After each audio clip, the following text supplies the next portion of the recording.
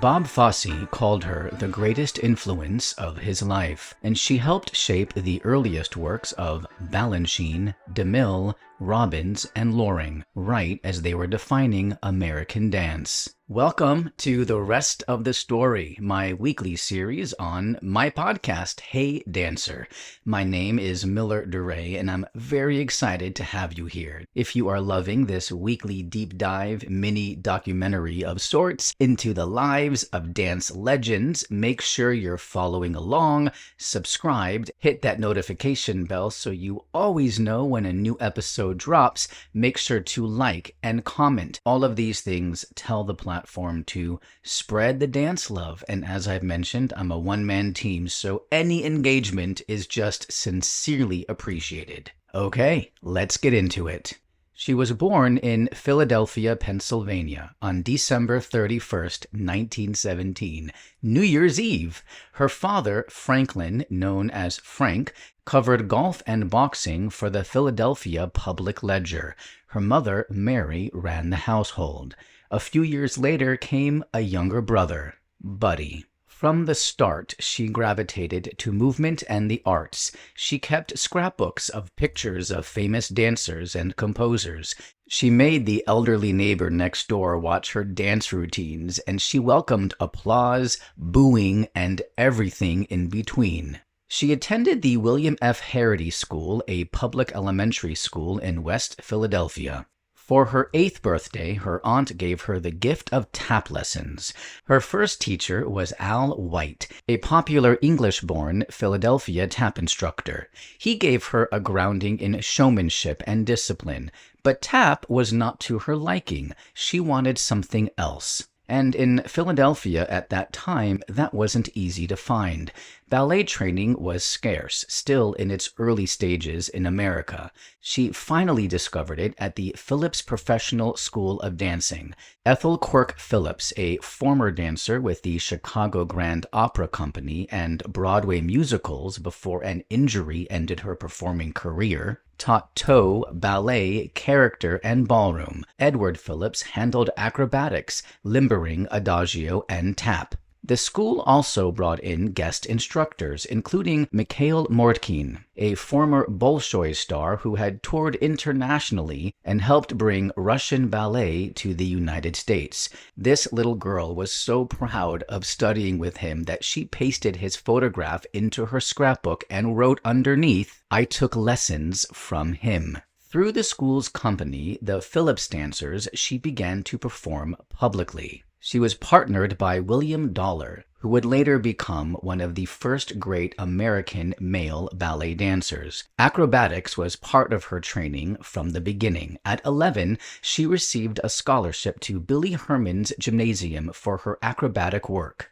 She performed in amateur theatricals, benefits, and recitals, and the papers seemed to cover her constantly. Identified as an acrobatic dancer in a National Players Playlet, she was photographed lying on her chest, arching her back with such impressive flexibility that her toes touched the floor beside her face. With her father's press contacts, her picture was everywhere. She then enrolled at the Littlefield Ballet School, founded by sisters Catherine and Dorothy Littlefield, pioneers in bringing serious ballet training to Philadelphia. At first, the experience discouraged her. The other students were already performing fouettes, but her mom had paid $35 in tuition and couldn't get a refund, so she went back. Before long, she was hooked. She became so devoted to her ballet studies that she skipped out of classes at West Philadelphia High. In November 1933, George Balanchine, newly arrived from Russia and already making his mark as a choreographer, visited the Littlefield studio while scouting students for his brand new School of American Ballet in New York. She auditioned and, on December 23rd,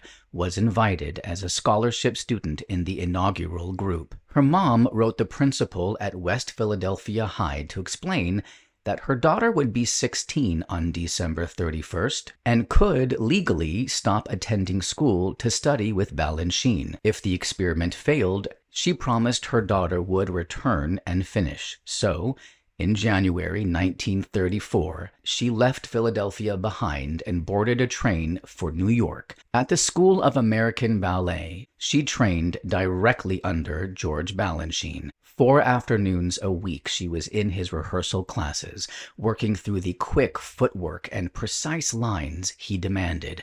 Small dancers often thrived on speed, and she had it. But Balanchine's vision went beyond that. He wanted long, thin limbs to carve shapes in space, and her short, muscular frame didn't fit the look. One of her classmates, Annabelle Lyon, remembered her as, quote, pixie-ish with a special quality for theater, end quote. But Balanchine's choreography was abstract. What he was building, she wasn't part of. When he left her out of his troupe's performances, the message was clear. Her body, not her talent, had shut her out. In April of 1935, she returned to Philadelphia. She didn't go back to high school. Instead, she joined Catherine Littlefield's brand new company, the first attempt to build an American ballet troupe in Philadelphia. Here, she began to grow into herself. She was cast in leading roles, praised for both her dancing and her dramatic ability.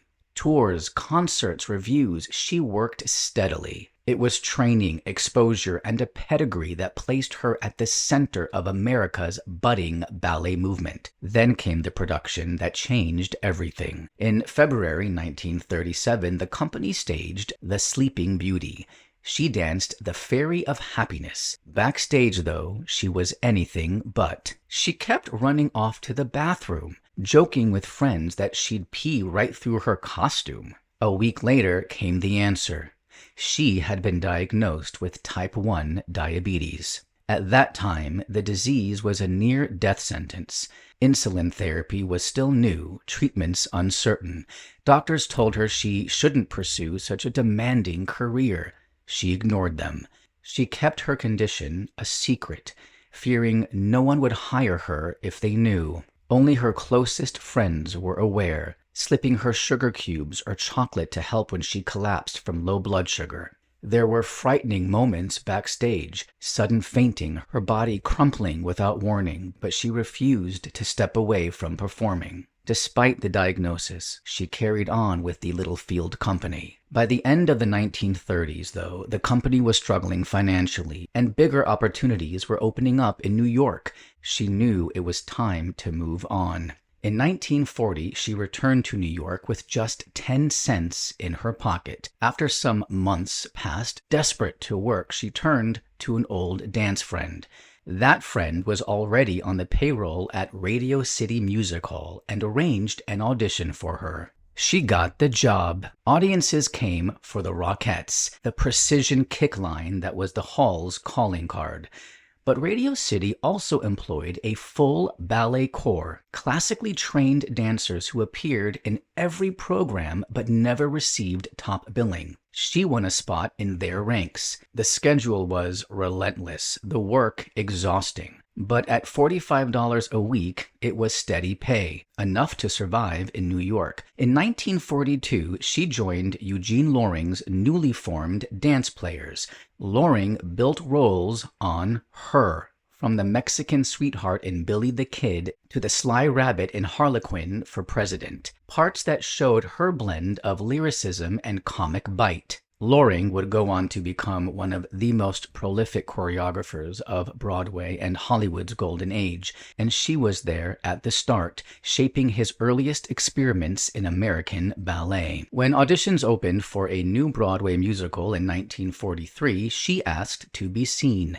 She knew the choreographer, Agnes de Mille, already making her mark with ballets like Rodeo, where she used classical training to tell American stories on stage. And this young dancer wanted the chance to work with her. But at the audition, she was told that only ensemble parts were available. She walked away. She wanted more than that. She wanted to be recognized as a solo dancer. Then she reconsidered, realizing the opportunity to gain experience working on Broadway was potentially too good to pass up. So she went back, auditioned, and was cast. The show was called Away We Go, later retitled Oklahoma, and it would change her life. Her assignment looked minor on paper, a few counts in a chorus number, Many a New Day, but on stage, something happened. In what might have seemed a simple gag, she dropped to the floor, a fall so unexpected, so perfectly timed,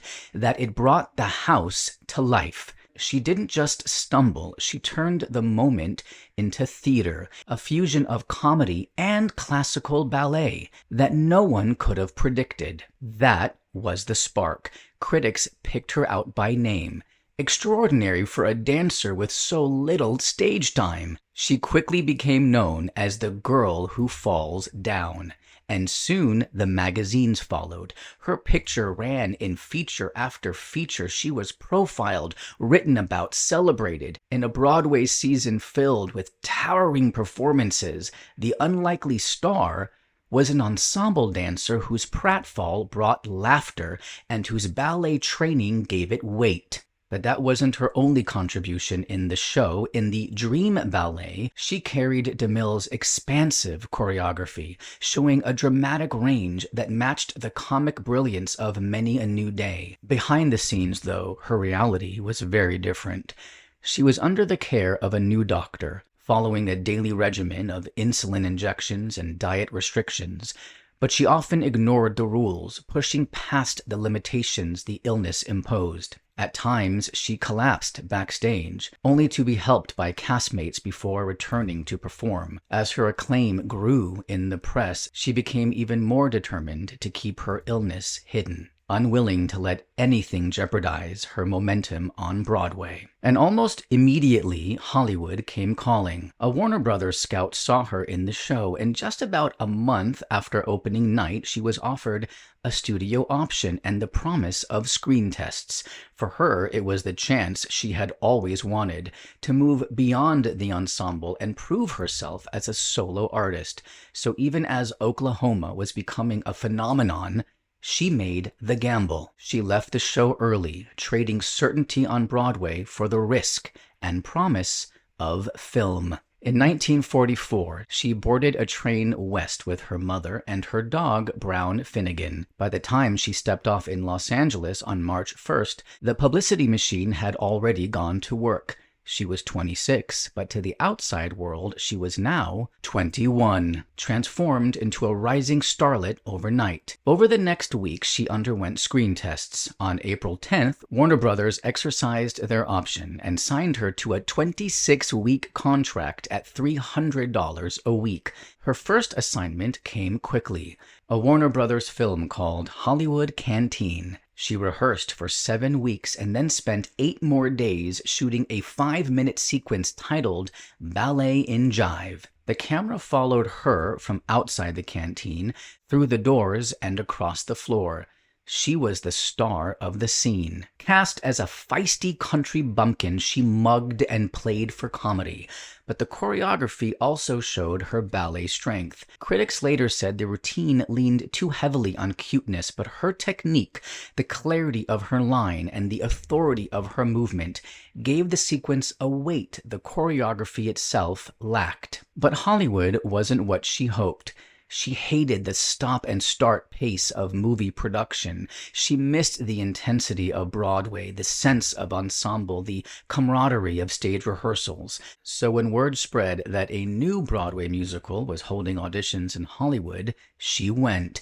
The show was Bloomer Girl. Nervous, she blurted to a man in the doorway that she couldn't sing, not realizing he was one of the writers. Moments later, she walked into the room anyway and tried out with I Can't Say No from Oklahoma, and she won them over. Now, she was still under contract to Warner Brothers, and she had to finish her work on Hollywood Canteen before she could leave. In July 1944, once filming wrapped, she and her mother boarded another train east. She left Hollywood behind. The cameras, the publicity, the starlet mold for the promise of Broadway. This time, she wouldn't be just another dancer in the background. She was headed back as a featured performer with a name of her own. No longer the girl who falls down, she was Daisy, a fully realized character and unforgettable. The critics singled her out again. The New York Times praised her entrance as one of the important features of the production. She was funny, distinctive, alive in every scene. Publicity followed fast. Her face appeared in New York papers, and crowds gathered nightly outside the stage door. She pushed herself beyond charm, determined to prove she could carry a role. And she did. That season ended with her winning the Donaldson Award for Best Supporting Actress, an honor that predated the Tonys, a recognition that she was no longer a chorus dancer with promise. She was a Broadway star. And she didn't stop there. Almost immediately, she stepped into another production, Billion Dollar Baby. This time, she was at the center of Jerome Robbins' choreography, given space to show both her comedy and her craft. In tryouts at New Haven, Robbins decided she needed even more. After the first performance, he created a new sequence just for her, Dreams Come True, and the local critics agreed it was the right call.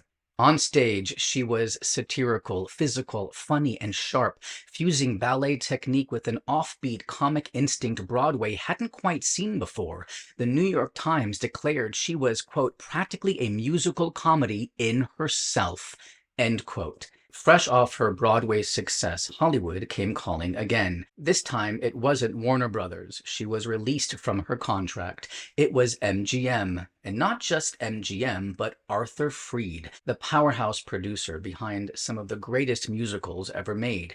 He cast her in Good News, a collegiate romp based on the 1927 Broadway show. She left New York in February 1947 and headed west for rehearsals. The schedule was grueling, 6 days a week, 9 to 6, endless hours in the studio, but it led to the role that became her Hollywood showcase, Babe Doolittle. Her big moment came in the number Pass That Peace Pipe. The scene unfolds in a campus malt shop with comic setups and playful banter. Then she launches into a whirlwind routine, her body flinging into Charleston steps, angles and hunches like a vaudeville comic, then pulled tight again by the clarity of ballet. The energy is electric, infectious. She's partnered by Ray McDonald, but the camera never leaves her. It's her number, her spotlight, her triumph. By 1949, she was ready to test herself outside of dance and musicals. She had already been welcomed into the inaugural group at the Actors Studio, studying alongside Marlon Brando and Montgomery Clift. That same year, she took a small but pivotal role in Clifford Odets' The Big Knife, directed by Lee Strasberg and starring John Garfield. It was her first straight dramatic part on Broadway. The next professional step was a Broadway revue called Dance Me a Song. She was one of its featured performers, and in the cast alongside her was a young specialty dancer. His name, Bob Fosse. At the time, Fosse was just 22, working a nightclub act with his wife and partner Mary Ann Niles. They would continue performing together, but by then he had lost all interest in the marriage and was living apart from her. Meanwhile, he was captivated by someone new, older, more experienced, and with a worldliness that extended far beyond the insular circles of dance. He was enamored with her beauty, awed by her talent, and struck by her knowledge of art and music. She urged him to think bigger, to try his hand at choreography. Later, he would say she persuaded him to knock off for a year and go back to school, to study not only dancing, but movement, acting, speech, and music. She opened up almost everything for me, he acknowledged. The revue Dance Me a Song may have flopped, but it carried a different kind of importance. It brought the two of them together, starting a partnership that would change both their lives. In 1951, she returned to the stage as Peter Pan in St. Louis. Of all her roles, she would later call this one her favorite. By 1952, she was on television as a series regular in Claudia, a live weekly sitcom sponsored by General Foods, first on NBC and later on CBS. It was one of the earliest sitcoms, and she was part of its core cast. Just as her television series was ending its first and only season, a new chapter opened for Bob Fosse. The Broadway Stage Managers Union was producing a one-night benefit called Talent 52, designed to showcase chorus and understudy talent. Two dancers from Pal Joey, which Fosse was in at the time, invited Fosse to join them and to choreograph their routine. He took the chance, and what he created was described as plainly a result of the dancer he was living with and learning from. In the audience that night was George Abbott, one of the most formidable figures in musical theater, there at her urging. Also present was a scout from MGM, who arranged for Fosse to test for the studio. Soon he was signed to a 7-year contract and bound for Hollywood. Through all of this, she kept pushing him to broaden himself. She brought him to museums and poetry readings, introduced him to classical music. She was giving him tools, steering him toward a wider artistic vision. By the end of 1952, that personal bond became official. Fosse's marriage to Mary Ann Niles was annulled, and on December 30th, just one day before her 35th birthday, the two of them went to the Municipal Building in Manhattan. At 3:40 in the afternoon, in a simple civil ceremony, they were married. By early 1954, George Abbott was preparing The Pajama Game. She was already performing under his direction in Me and Juliet, a Rodgers and Hammerstein musical, and Abbott remembered, quote, "She sounded off about Bob every time I went into her dressing room. To me, he seemed very unassuming, not very impressive at all, but she built him up to be like the next great white hope," end quote. She reminded him of the number at Talent 52, then took him to Radio City Music Hall to see the duet from MGM's Kiss Me Kate, the one Fosse performed with Carol Haney, that he also choreographed. That was enough. Abbott agreed to give him the job. The Pajama Game opened on May 13th, 1954. Steam Heat, danced by Haney, Buzz Miller, and Peter Gennaro, was a showstopper. Hal Prince later said she was single-handedly responsible for getting Fosse his first job as a choreographer on Broadway. Through it all, her own light flickered. The diabetes she kept hidden was growing harder to manage. Fainting spells, collapses, and constant health struggles shadowed her performances. Yet she kept returning to the stage, to television, to any outlet where she could dance and act. She gave everything her body would allow, and often more. In 1961, her body gave out. She was just 43 years old. In 1979, Gwen Verdon said, quote, "Do you know what the only thing Bob can retain is? Sorrow. He can have $500,000 in the bank, all the Tonys, Oscars, and Emmys one human being can amass in a lifetime. And all he lives with is the fact that she died so young on him. Of all of Fosse's women, she was the most special to him. She was really the one," end quote. And Fosse himself never denied it. "She was the biggest influence in my life," he said. "She was the one who changed it and gave it direction. She opened up almost everything for me. Sometimes you need an outside force to kick your ass out the door. She gave that to me." In another reflection, he put it more simply, quote, "I was very showbiz. All I thought about was nightclubs, and she kept saying, 'You're too good to spend your life in nightclubs.' She lifted me out of that," end quote. Because what she did went beyond influence. Again and again, she stood at the creation points of American dance, helping to vitalize the work of choreographers who would go on to transform it. She was handpicked by George Balanchine for the inaugural class at the School of American Ballet. With Eugene Loring's dance players in his earliest experiments, he built roles on her that helped shape the company's identity. She was instrumental in Agnes de Mille's first Broadway works. and gave Jerome Robbins material he began shaping around her. And with Bob Fosse, she was more than a partner. She was the force that redirected his path, the catalyst behind the career that reshaped Broadway. Her legacy endures as the dancer who proved ballet could live inside musical comedy, fused with timing, wit, and theatrical bite. At a time when dancers were background, she was the first toast of Broadway for turning character and comedy into the center of the dance. She was the proof that a fall could be art, that comedy could hold the weight of technique, that a dancer could change the story by the way she moved. Her name, Joan McCracken. And now you know the rest of the story.